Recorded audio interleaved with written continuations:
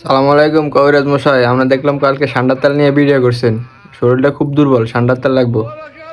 মাফি মুশকিলা, সান্ডার তেল জিয়াদা মজুদ।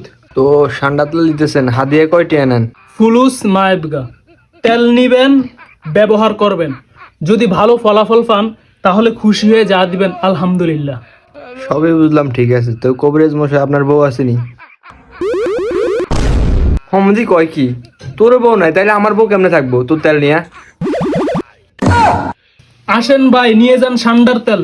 কোনো কেমিক্যাল নাই, কোনো পার্শ্ব প্রতিক্রিয়া নেই, সরাসরি সান্ডা থেকে সংগ্রহ করা হয়। আসেন ভাই, আসেন ভাই, নিয়ে যান সান্ডার তেল, নিয়ে যান সান্ডার তেল। ওরে ভাই রে ভাই, কি তেল দিছেন, পুরা রাত লাস্টিং করছে, আরেক বদল দেন। দেখছেন ভাই, এক নাম্বার সান্ডার তেল, সান্ডা থেকে সরাসরি সংগ্রহ করা হয়, আগুন মার্কে তেল।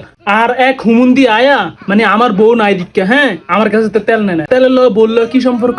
দূর হালার ভাই হালা, তোর নিজেরই তো বউ নাই, তুই আরেক বেটারে তেল পরা দিতে বউ থাকার লিগা।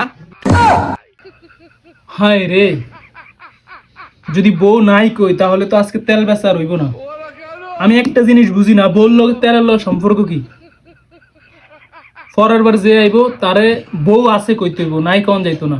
তাহলে আর বউ কইলো ভাড়ায় কইতে হইব, যত ভাড়ায় কমু তত তেল বেশি বেচা হইব। আসেন ভাই, আসেন আসেন, নিয়ে যান সান্ডার তেল, এক নাম্বার সান্ডার তেল, অরিজিনাল সান্ডার তেল। হাদিয়া মাত্র 10 রিয়াল, হাদিয়া মাত্র 10 রিয়াল।